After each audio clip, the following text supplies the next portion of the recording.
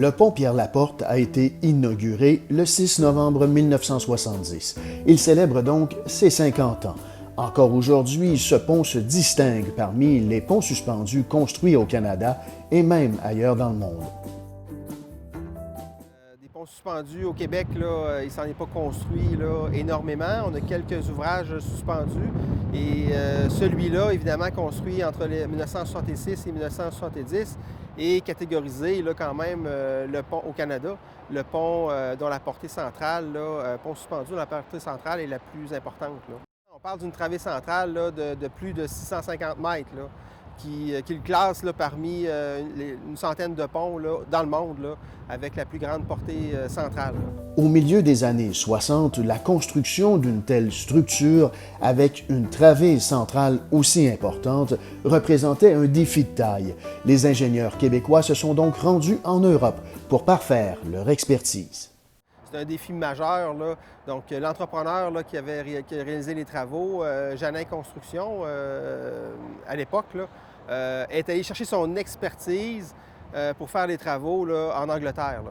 Donc, ces ingénieurs à Janin sont allés en Angleterre apprendre un peu la façon, en fin de compte, la façon de construire, de monter la superstructure, mais aussi de composer, de faire sur place là, le câble porteur, là. Mettre en place les 12 580 fils.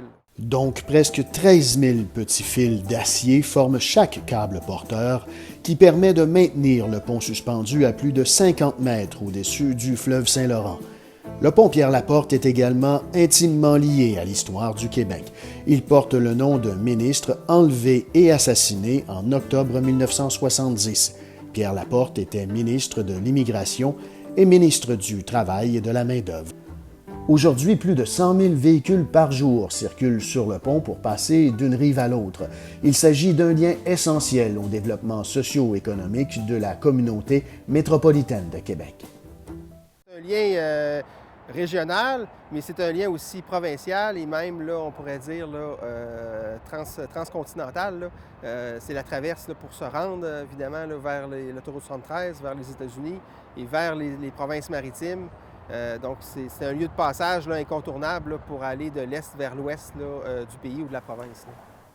Près de 4 années de travaux acharnés et un investissement de 50 millions de dollars auront permis d'ériger cette structure qui fait partie du paysage québécois depuis maintenant 50 ans.